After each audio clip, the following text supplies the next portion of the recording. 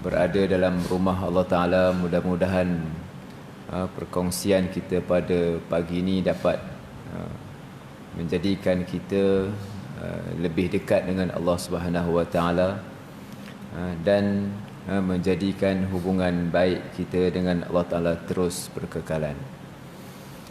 Tuan-tuan muslimin muslimat yang dirahmati Allah, pada pagi ini kita bicarakan tajuk yang berkaitan dengan kemerdekaan. Dan kemerdekaan itu kita kaitkan dengan dunia Islam, khususnya dunia Tanah Melayu, sebagai suatu ulang kaji untuk kita mengingati dan juga untuk kita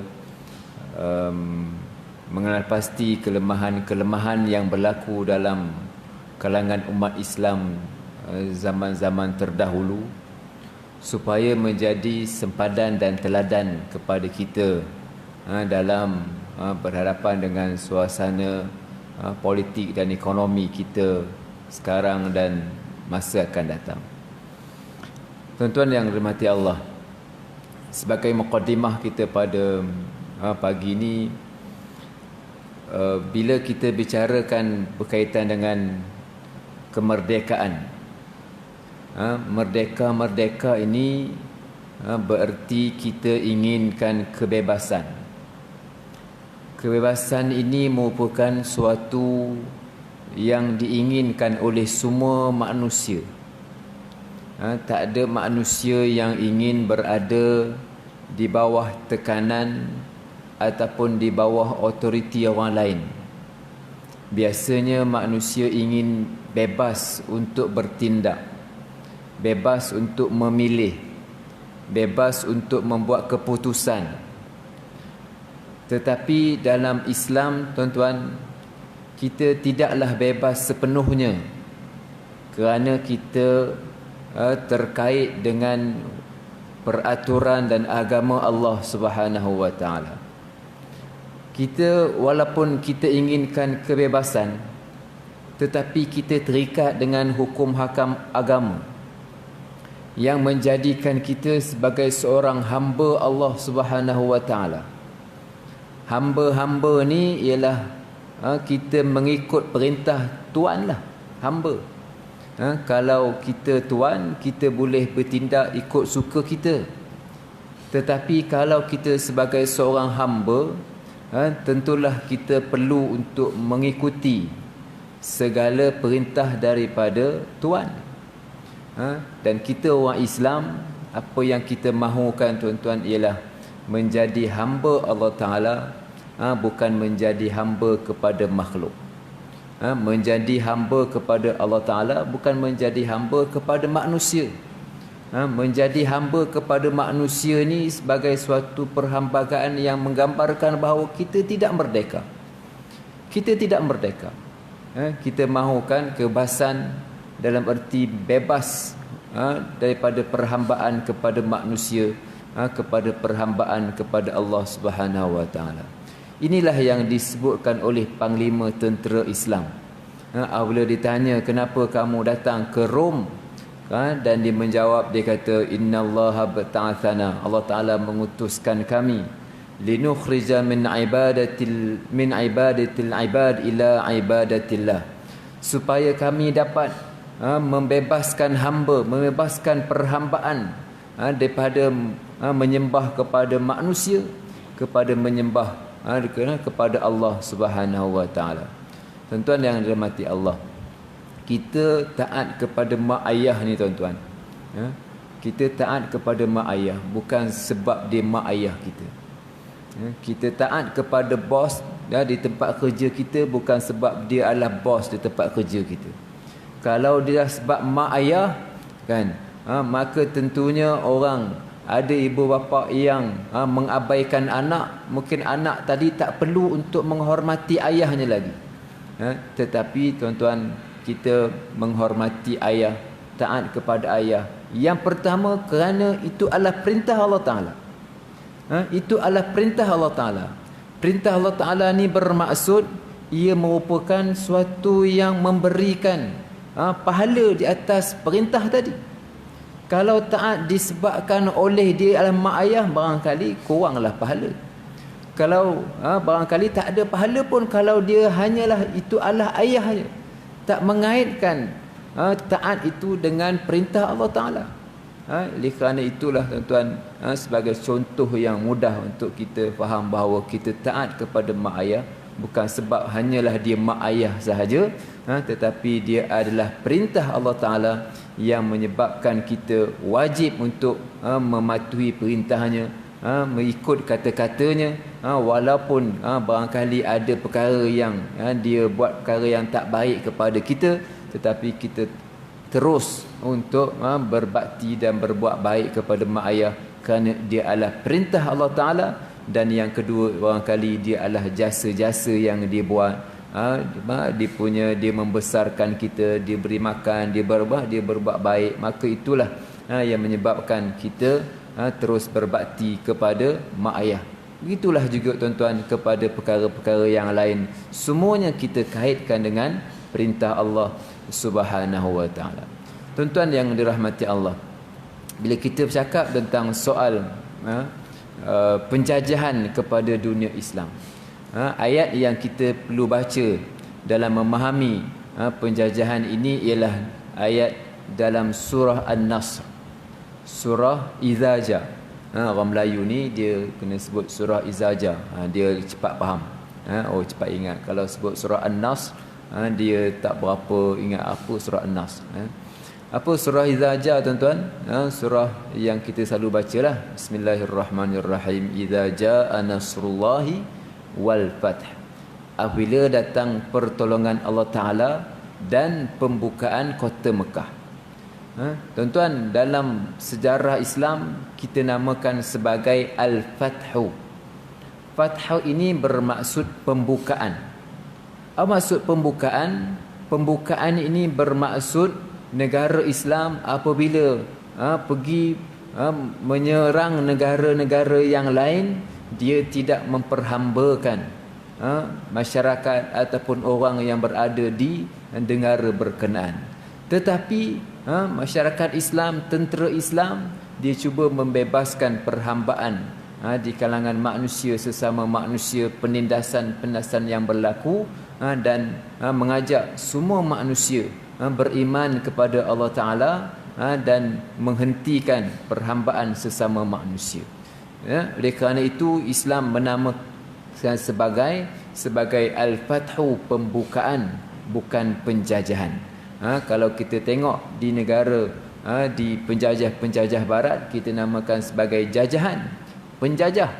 Kenapa mereka menjajah? Kerana kedatangan mereka ke negara kita ini bertujuan untuk nak mengambil hasil mahsul, untuk memerah keringat di negara kita dan juga di mana-mana negara tanah-tanah jajahan, untuk mereka jadikan sebagai bahan mentah bagi membantu revolusi perindustrian yang berlaku di negara barat pada zaman dahulu. Jadi tuan-tuan yang dirahmati Allah, istilah yang ada dalam kamus Islam ialah pembukaan. Kerana bila Islam membuka sebagai contoh yang berlaku di negara Madinah, Islam telah pun menghapuskan persengketaan di antara Aus dan Khazraj, memberikan manusia beriman kepada Allah Ta'ala.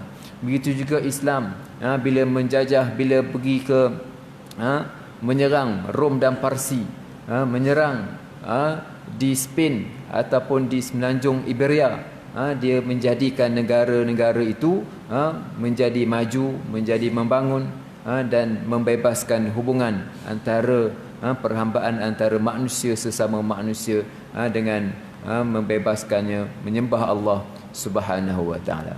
Tuan-tuan yang dirahmati Allah, untuk kita lihat sejarah Islam tuan-tuan, kita cuba melihat dari sudut apa yang kita dengar dalam sejarah Islam ini dengan peperangan salib. Peperangan salib ini berlaku pada tahun 1096. Dan kalau kita bundarkan untuk mudah kita ingat tarikh ni 1100. Tahun 1100. Tahun 1100 ini bererti dia berlaku lebih kurang dalam 500 tahun selepas kebangkitan ataupun selepas Rasulullah diutuskan menjadi Rasul. Rasulullah diutuskan menjadi Rasul pada tahun 611 Masihi, di mana Rasulullah dilahirkan pada tahun 571, dan selama 40 tahun selepas itu, lebih kurang 611, Rasulullah dilantik menjadi Rasul. Ringkasnya pada tahun 600 lah. Pada tahun 600, 700, 800, 900, 1000, 1100. Berarti 500 tahun selepas Rasulullah dibangkitkan menjadi Rasul. Dalam tempoh 500 tahun ini, tuan-tuan, Islam telah pun berkembang pesat. Berkembang Islam sehingga melebihi di semenanjung tanah Arab, sampai ke Parsi, sampai ke Rom, dan itu adalah hasil daripada usaha umat Islam untuk menjadi misi membebaskan perhambaan, sebagaimana yang kita sebutkan tadi. Bukan sekadar di tanah Arab, bukan sekadar di Rom dan Parsi, Islam pun telah pun sampai ke Afrika, dan telah pun menjejak kakinya ke Spain, yang sekarang ni kita namakan dalam bahasa Melayu Sepanyol, sampai ke sana untuk nak misi pembebasan manusia ni tadi. Tuan-tuan yang rahmati Allah, yang pertama kita sebut tentang perang salib ni. Perang salib ni berlaku berapa lama, tuan-tuan? Berlaku lebih kurang dalam 200 tahun, antara tahun 1100 sehinggalah tahun 1300 Masihi. Berlaku dalam tempoh 200 tahun dalam 9 siri peperangan. Walaupun bukanlah semuanya dalam 9 siri ini pertempuran antara Kristian dan Islam, tetapi peperangan salib ini dikaitkan dengan peperangan yang asasnya daripada agama Kristian.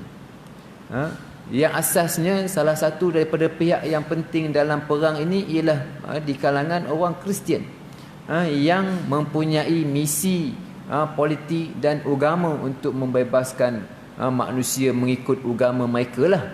Sebab orang Kristian ni pun ada juga kita namakan sebagai dakwahnya. Mereka ada dakwah yang mereka namakan sebagai missionary. Kita dakwah, mereka kata manusia ini tidak akan selesai dosanya, masih lagi terhamba dosanya selagi mana mereka ataupun manusia ni tidak memeluk agama Kristian. Selagi tak dibaptiskan, selagi tak memeluk agama Kristian, maka manusia masih lagi dianggap sebagai berdosa, kerana dosa yang diwarisi daripada Nabi Adam alaihi salam. Itu mereka lah. Kita pula, tuan-tuan, orang Islam dakwah kerana kita nakkan manusia ni tidak memperhambakan dengan manusia. Kita nak manusia ni menyembah Allah Ta'ala. Sekiranya manusia menyembah selain daripada Tuhan, sama ada sembah manusia ke, sama ada sembah makhluk ke, sama ada sembah batu, pangkat dan sebagainya, ini tidak membawa manusia selamat di dunia dan di akhirat. Maka manusia, kita sebagai orang Islam melaksanakan dakwah. Bila kita melaksanakan dakwah, cuba membebaskan manusia tadilah. Jadi tuan-tuan yang dirahmati Allah, itulah kita kata orang Islam cuba mengembangkan agama, berdakwah supaya atas misi ini tadi. Tuan-tuan yang dirahmati Allah, dalam peperangan salib ini berlaku peperangan yang begitu lama di antara orang Kristian dan orang Islam, dan juga Kristian yang ada juga kadang-kadang dia bertelingkah sesama dia. Ini antara misi utama mereka ialah, salah satu misinya ialah untuk nak berhadapan dengan dunia Islam. Mereka menyerang Palestin, menyerang Baitul Maqdis, dan akhirnya dapat berakhir dengan ditahankan ataupun diselesaikan oleh tokoh Islam dalam peperangan salib ini ialah Salahuddin Al-Ayyubi. Dia telah pun menyekat kemarahan tentera salib, dan akhirnya di bawah dialah yang menyebabkan tentera salib ini selesai dan tidak lagi meneruskan misi mereka dalam peperangan itu. Tuan-tuan, apabila berakhirnya perang salib, kita biasa dengar apa yang dinamakan sebagai orientalis. Orientalis ini ialah apabila mereka gagal dalam misi perang, dalam penyebaran agama Kristian, maka mereka cuba untuk nak menjajah negara Islam, berhadapan dengan negara Islam dan orang Islam, bukan dengan secara peperangan tetapi dengan secara diplomasi. Selepas daripada peperangan salib ini, pada tahun 1300, selepas daripada itulah mereka membuka pusat-pusat pengajian yang mengkaji tentang dunia timur. Orient ni maknanya timur, orientalis mereka yang mengkaji dunia timur. Mengkaji dunia timur ini dengan tujuan untuk mendapatkan maklumat, dengan tujuan untuk belajar bahasa Arab, bahasa orang Islam, dengan tujuan untuk belajar budaya timur, dan dengan tujuan untuk mengkaji kecenderungan masyarakat dunia timur yang pelbagai bangsa dan pelbagai bahasa ini, dengan tujuan untuk nak misi tadilah, misi agama, misi ekonomi dan juga misi politik. Macam kita lah tuan-tuan, macam Jepun, Jepun datang kemari pun begitu juga. Datang awal naik basikal, jejak, kemudian boleh bercakap dengan orang Melayu, dia tak serang terus buta-buta gitu je. Dia masuk kan, dapatkan maklumat, tengok Riki dulu kan, datang naik basikal, supaya dapatkan maklumat. Begitu jugalah dengan negara barat yang pada masa itu didominasi oleh Kristian, barat. Kemudian apabila mereka melancarkan apa yang kita namakan sebagai orientalis ini, mereka cuba dapatkan maklumat-maklumat, dan akhirnya mereka mula menggagaskan misi untuk datang ke belah-belah Asia Tenggara. Belah-belah Asia ini, mereka cubalah membuat kapal layar dan mula berlayar. Dan antara tokoh yang kita mungkin kenal dan tahu, tokoh yang berlayar ni siapa tuan-tuan? Vasco da Gama. Kita mungkin belajar sekolah dulu buku Tawarikh, tuan-tuan masa sekolah-sekolah dulu. Sebab saya dulu sekolah pondok, antara buku dulu ya buku lama-lama, bacalah Vasco da Gama, pelayar pelaut yang mengelilingi Afrika, dan berjayalah dia mengelilingi dan sampai ke belah-belah Asia ni. Nak ceritakan bahawa selepas daripada itu tuan-tuan, selepas daripada tahun 1200, tahun 1300 itu mereka cuba untuk nak pergi menerusi jalan laut untuk sampai ke belah-belah Asia, termasuklah di Asia Tenggara. Kemudian antara plot lain yang kita perlu untuk bincangkan dalam topik ini ialah kejatuhan negara Islam di Sepanyol. Kalau tuan-tuan buka peta, kita nampak salah satu daripada negara Islam ataupun empire Islam yang hebat selama 800 tahun ialah di Sepanyol. Mungkin ada tuan-tuan yang ada pada pagi ni pernah sampai ke bumi Sepanyol. Lihat bagaimana kesan sejarah Islam di Granada, di Cordoba, di Sevilla, untuk kita tengok, dan mungkin ada yang menyaksikan keindahan dan kehebatan sejarah Islam di sana yang memerintah selama berapa tahun? 800 tahun. Bermula pada tahun 711 sehinggalah pada tahun 1492, 1492 Masihi. Jadi tuan-tuan yang dirahmati Allah, di Spain ini, di Sepanyol ini, negara Islam yang bermula dengan tahun 700 Masihi ini kan, menjadi penguasa di Sepanyol. Tetapi akhirnya tuan-tuan pada tahun 1400 ini, negara Islam tadi, kerajaan-kerajaan Islam tadi mula bertelagah sesama sendiri, dan mereka yang bergaduh antara adik-beradik, bergaduh sesama sendirilah, dan akhirnya melemahkan kerajaan ini, memberikan peluang kepada tentera Kristian untuk nak mengalahkan dan menjatuhkan kerajaan Islam. Jadi kalau kita tengokkan dia punya bukti ataupun kejayaan sejarah Islam yang berada di Spain ini memang cukup baik dan tuan-tuan, ataupun cukup dalam sejarah yang gilang gemilang. Malahan boleh dikatakan bahawa kan pencapaian tamadun di Eropah ini antaranya sumbangan besar daripada tamadun Islam yang berada di Spanyol. Cumanya apabila negara Islam di Spanyol ini telah pun dimusnahkan pada tahun 1492, orang Islam di sana telah pun dipaksa untuk memeluk Kristian. Dan mereka diberi pilihan sama ada nak memeluk Kristian ataupun nak tinggalkan bumi Spanyol. Dan dicatat dalam buku-buku sejarah tuan-tuan, seramai 100,000 orang lebih yang telah pun dibunuh kerana mempertahankan agama. Ramai yang terpaksa ikut agama Kristian, dan salah satu daripada caranya tuan-tuan ialah yang dilakukan oleh orang Spanyol ini, Kristian Spanyol ini, ialah nak tahu mereka orang Islam ke tak Islam, mereka bagi babi. Babi, kalau makan babi ni orang boleh, maknanya dia telah pun meninggalkan agama Islam. Itu yang kita bacalah dalam sejarah. Sebab itu kalau tuan-tuan yang pergi ke Spanyol lah, dilihat di sana, saya pernah pergi ke Cordoba, Cordoba, Granada lah antaranya yang saya tengok di Cordoba ini. Cordoba ni antaranya masjid lah. Masjid tu, di sekeliling masjid itu dijualnya babi gantung, babi salai lah, kaki-kaki babi salai banyak dijual di sekitar masjid.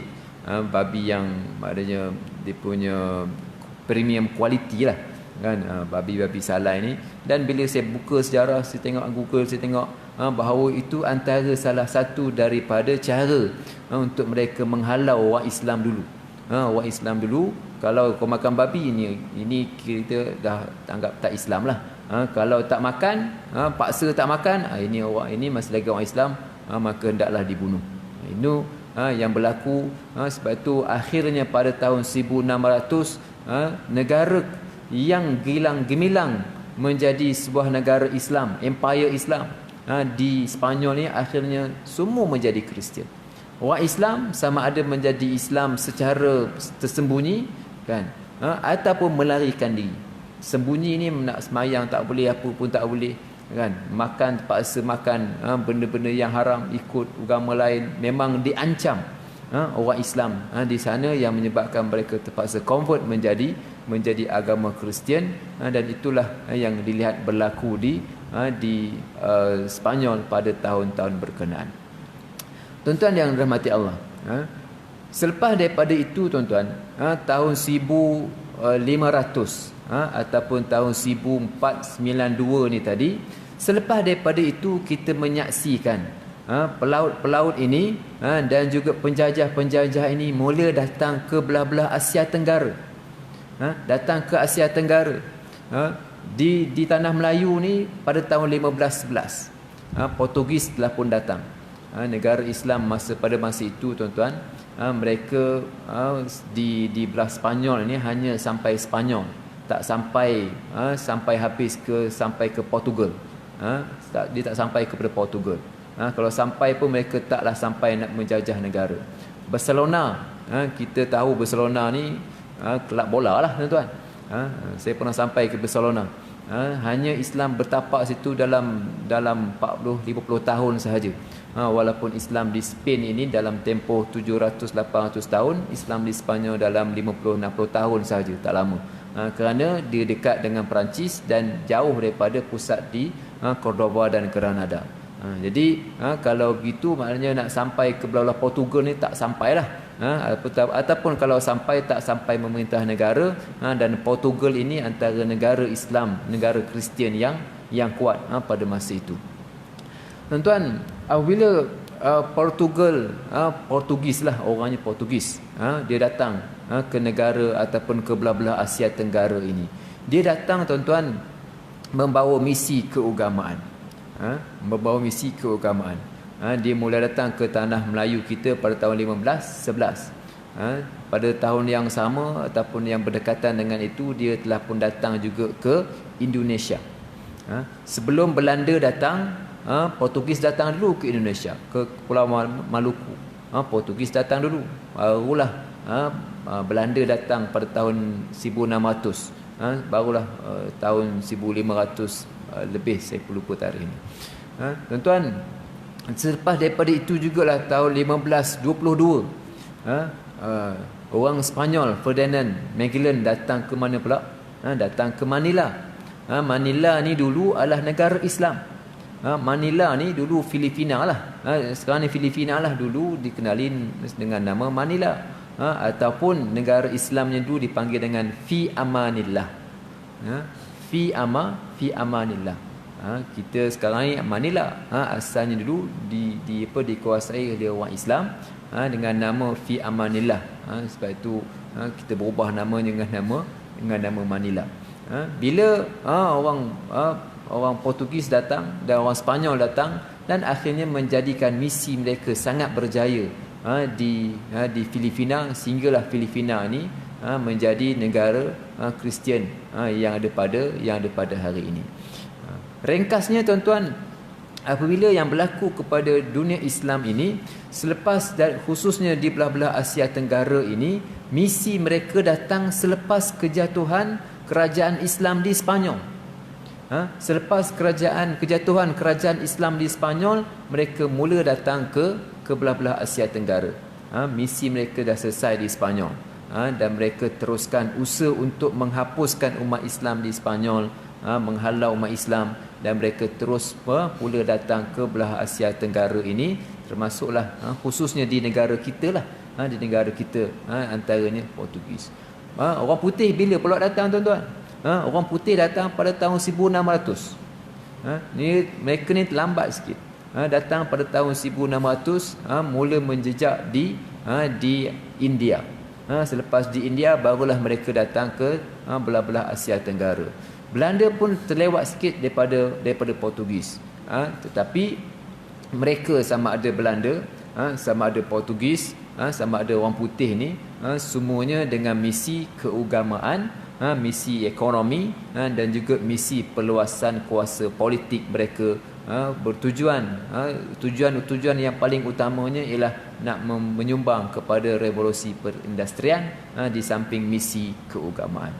Tuan-tuan yang dirahmati Allah, apa yang menjadi masalah kepada kita, khususnya apabila kita membaca buku-buku sejarah, membaca dalam silibus-silibus, kadang-kadang sekolah ini, kadang-kadang ada dalam silibus-silibus ini, dan juga mungkin pendekatan pengajaran yang diajar, kita memandang positif kepada penjajah-penjajah ini.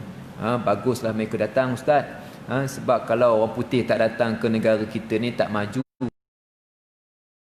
bawa teknologi, bawa kapal korek, bawa apa ni, kalau tak ada ni, kita orang Islam negara kita ni tak maju. Ada yang melihat secara positif perkara berkenaan. Kita tak nafikanlah ada dia punya aspek itu, tetapi yang mungkin menjadi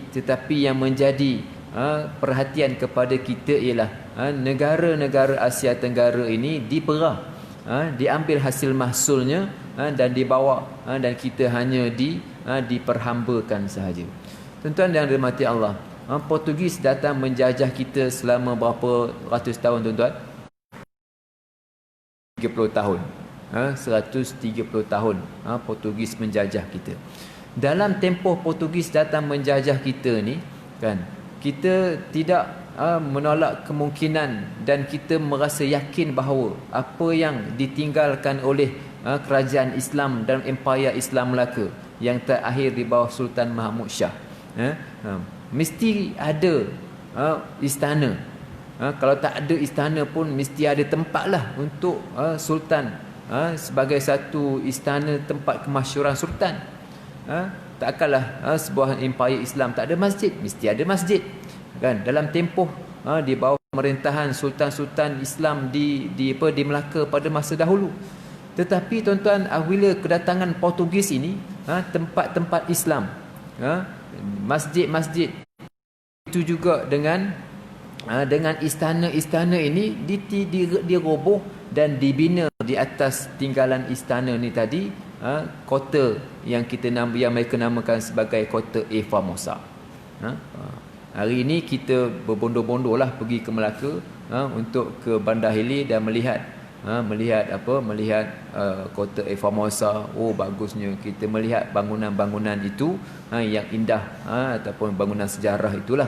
Tetapi kita perlu diingatkan bahawa di atas pembinaan kota Formosa inilah, di bawah itu runtuhan-runtuhan masjid, batu-batu binaan istana yang dibina, dan di situ jugalah di belakang kota Formosa itu ada bukit yang agak tinggi, dan dikatakan bahawa bukit itulah tempat mereka membunuh orang-orang Islam yang menentang kerajaan Portugis.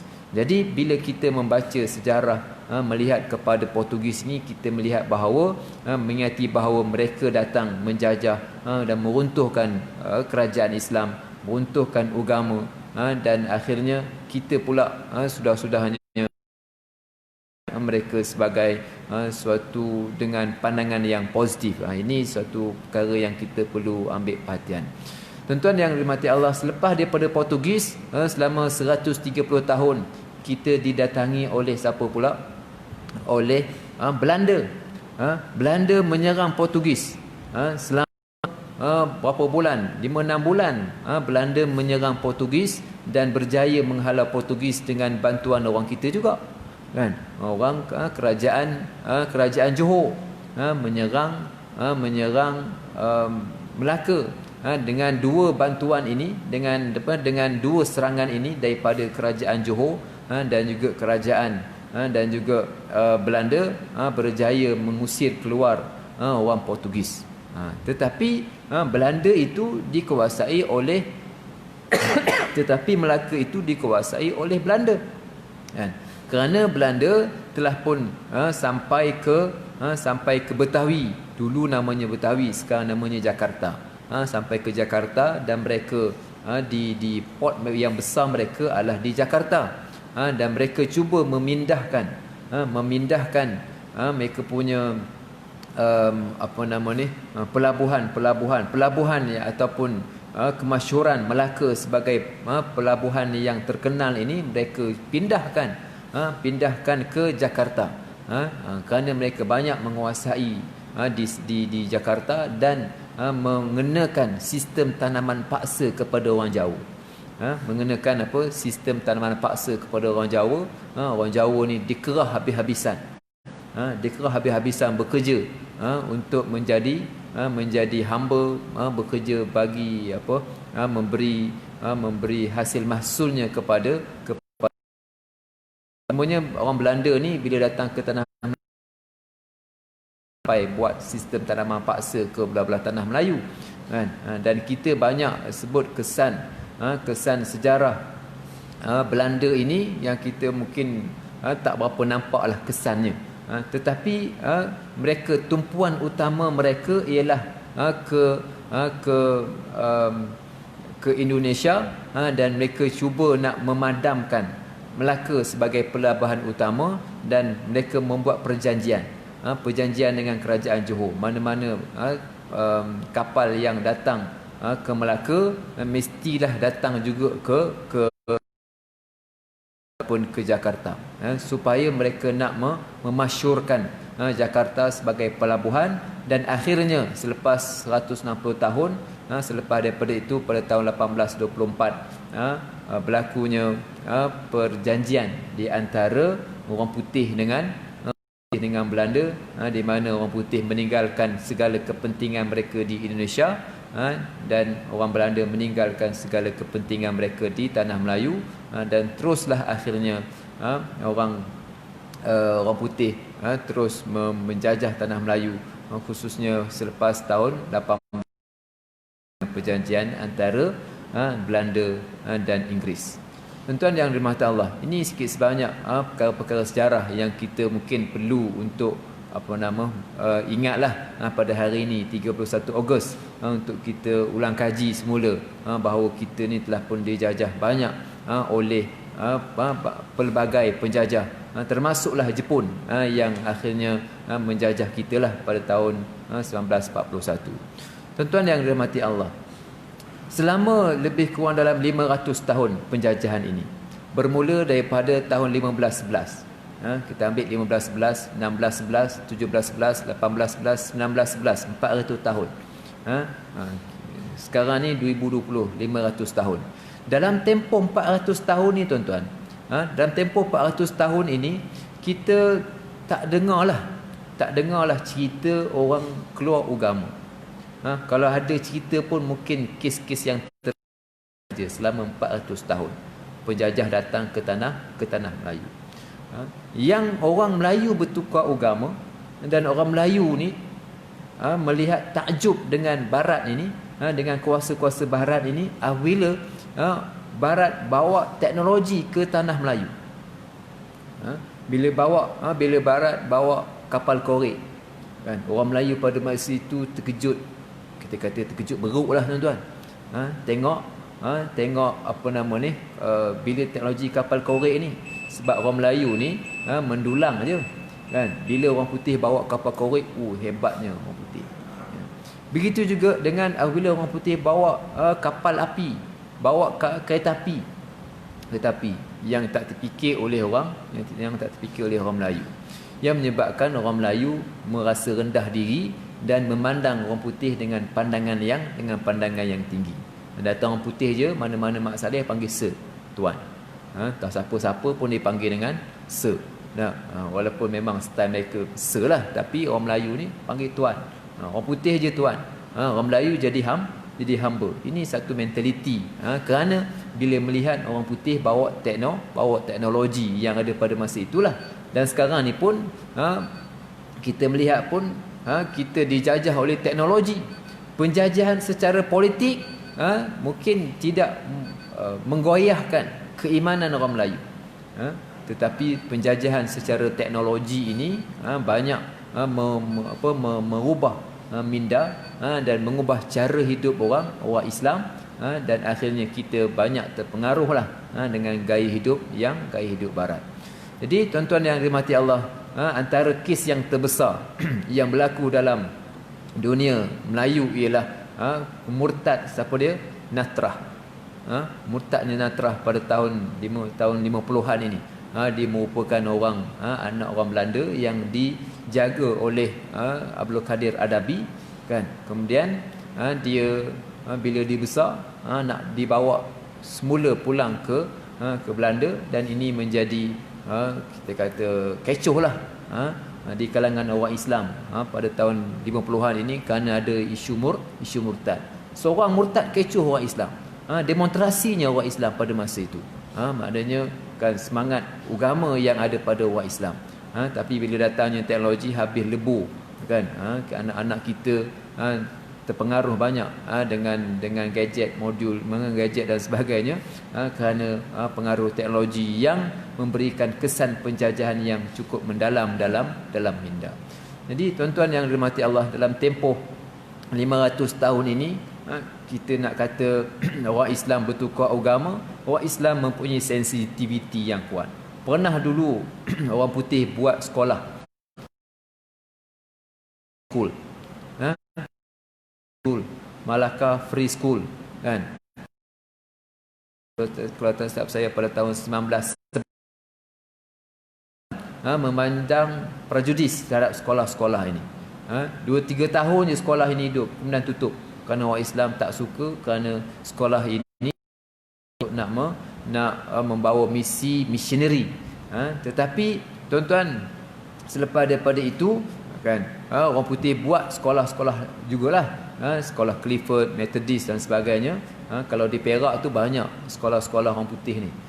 Mungkin juga tuan-tuan pun sekolah di Clifford. Saya pun orang Kuala Kangsar, orang Padangas. Tiap-tiap hari dah lalu Malay College di Clifford. Kalau di Teping tu banyaklah sekolah-sekolah yang yang dibuat oleh orang putih, tetapi dengan pendekatan yang lebih lunak, kerana mereka menyedari bahawa orang Islam tak suka dengan Penang Free School, namanya pun jelas, dan membawa misi Kristian yang jelas, dan orang putih tukar dengan pendekatan yang lain. Ini bermakna tuan-tuan, semangat agama yang ada pada orang Islam masa itu kuat, dan orang Islam berpegang dengan tradisional Melayu, yang kita katakan tradisional Melayu dan Islam, dan mereka susah untuk menerima cara hidup baru ala barat, terutamanya kepada agama baru. Mereka menolak pendekatan ini. Ringkasnya tuan-tuan, bila kita bicara tentang penjajahan dalam dunia Islam ini, kita tidak dapat lari daripada perlu untuk membincangkan tentang kejatuhan kerajaan Islam di Sepanyol. Kalau kita tengok secara lebih dekat apa yang berlaku di kerajaan Islam di Sepanyol, nanti tuan-tuan boleh Google tengok, ataupun boleh YouTube apa yang berlaku di Sepanyol ni. Satu keadaan yang sungguh menyedihkan. Berlakunya pembunuhan beramai-ramai, berlakunya pengusiran, sehingga orang Islam ni tak ada lagi orang Islam takut untuk nak menyatakan Islam, sama ada masuk Kristian ataupun melarikan diri. Pembunuhan berlaku beramai-ramai di kalangan ataupun boleh dikatakan sebagai pembersihan etnik Islam lah, di Sepanyol. Jadi sentimen-sentimen itulah tuan-tuan, mereka datang ke negara belah-belah Asia Tenggara ni membawa misi-misi berkenaan, dan akhirnya kita menjadi orang yang sasaran di belah-belah Asia Tenggara ini, dan itu menjadi suatu kenangan pahit kita lah sebagai orang Islam, khususnya apabila kita berada pada 31 Ogos ini, untuk kita melihat bagaimana usaha-usaha yang ditinggalkan oleh penjajah. Tuan-tuan yang dirahmati Allah, yang terakhirnya untuk kita lihat ialah bagaimana orang Islam yang berada di Sepanyol dulu, ketika mana mereka bergaduh sesama sendiri. Ketika mana mereka bergaduh sesama sendiri, mereka minta tolong dengan kerajaan Kristian. Mereka minta tolong dengan kerajaan Kristian. Berlaku perang sedara di kalangan mereka. Bila mereka minta tolong dengan kerajaan Kristian, tolonglah, bukan tolong saja. Tolong, mereka bagi bantuan, dan akhirnya bantuan-bantuan itu menyebabkan mereka dipaksa untuk bayar ufti. Ufti, duit emas lah, dipaksa untuk bayar ufti, dan akhirnya kerajaan yang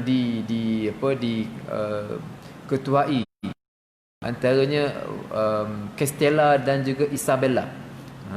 Isabella ni kalau dalam kita orang Melayu kan, Isabella ni lagu kumpulan rock dululah tuan-tuan. Kumpulan Amy Search, kumpulan Search pada tahun 1980-an. Dulu saya tahun 80-an ni lagu Isabella ni nyanyi tengah-tengah padang, tengah-tengah pendam. Isabella ni dulu kan. Kita tak tahu pada masa tu siapa dia Isabella. Rupanya dia merupakan ratu yang bergabung, yang dia juga berkahwin dengan Castella ni, dan akhirnya dia telah pun menjatuhkan kerajaan Islam di Sepanyol, di Sepanyol. Dan isunya ialah orang Islam pada masa itu minta tolong dengan kerajaan Kristian untuk nak mengalahkan orang Islam sendiri, nak mengalahkan orang Islam sendiri, yang menyebabkan akhirnya kerajaan Kristian ni mengepung kerajaan yang terakhir Islam di Granada, dan minta mereka menyerahkan kerajaan Islam Granada itu kepada Kristian. Kan? Dikepung begitu lama, dan akhirnya terpaksa menyerahkan. Bila terpaksa serah, habis semua negara Islam tu dihancurkan. Ini suatu ingatan dah juga kepada kita dalam soal politik pada masa dahulu. Mungkin juga menjadi perhatian kepada kita pada masa sekarang. Begitu juga yang berlaku di kerajaan Islam Melaka.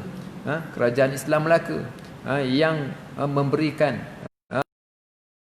juga sokongan kepada kerajaan, kepada tentera Portugis untuk menakluk ataupun untuk menjejakkan kaki mereka ke Melaka di bawah Sebab peniaga-peniaga Cina kan, atas ruang yang diberikan itu yang menyebabkan tentera Portugis boleh menjejakkan kakinya ke bumi Melaka. Begitu juga tuan-tuan, apabila orang Melayu bergaduh sesama sendiri dulu kan, minta tolong dengan orang putih, minta tolong dengan Portugis, minta tolong dengan Belanda, dan akhirnya perkara-perkara berkenaan kadang-kadang tidak memberikan keuntungan kepada kita orang Islam. Ini suatu perkara yang boleh kita melihat dengan lebih dekat apa yang berlaku pada masa dahulu, supaya menjadi perhatian untuk kita pada masa kini. Ringkasnya tuan-tuan, bila kita bicarakan tentang topik sejarah ini, saya tidaklah menjelaskan secara detail satu-satu. Saya memberikan satu naratif, satu cara untuk kita melihat bagaimana penjajahan yang berlaku kepada dunia Islam ini, dan kita tidak sekadar melihatnya dengan misi untuk untuk ekonomi sahaja, tetapi kita melihat apa yang penjajahan yang berlaku di tanah air kita, di kawasan Asia Tenggara ini sangat dekat dengan kejatuhan kerajaan Islam di Spain dan penjajahan kuasa barat di belah-belah Asia Tenggara. Mudah-mudahan apa yang saya sebutkan tadi sebagai suatu, kita kata, cara untuk kita melihat. Sebab cara melihat ni kadang-kadang berbeza tuan-tuan. Memanglah melihat penjajahan, ada yang melihat penjajahan ni bagus kan, memberikan, kita kata, kemajuan kepada negara kita, ada orang melihat begitu. Tapi cara kita melihat ialah mereka datang menjajah, bawa misi keagamaan, mengambil hasil mahsul misi mereka, menyebarkan agama, dikaitkan dengan kejatuhan kerajaan Islam. Itu cara untuk kita membaca sejarah supaya menjadi suatu teladan dan sepadan kepada kita untuk kita membuat keputusan politik, ekonomi pada masa akan datang. Wallahu alam, itu yang dapat saya kongsikan dengan tuan-tuan. Minta maaf atas segala kekurangan, dan mungkin juga ada kesalahan-kesalahan. Yang baik itu datang daripada Allah Taala, yang lemah, yang kurang itu datang daripada saya sendiri. Aqulu qawli hadza wa astaghfirullahal azim li wa lakum. Wassalamualaikum warahmatullahi wabarakatuh. Bismillahirrahmanirrahim. Allahumma anfa'na bima 'allamtana wa 'allimna ma yanfa'una warzuqna 'ilman yanfa'una. Rabbana atina fid dunya hasanah wa fil akhirati hasanah wa qina adzabannar. Wa sallallahu ala sayyidina Muhammad wa ala alihi washabihi ajma'in. Walhamdulillahirabbil alamin.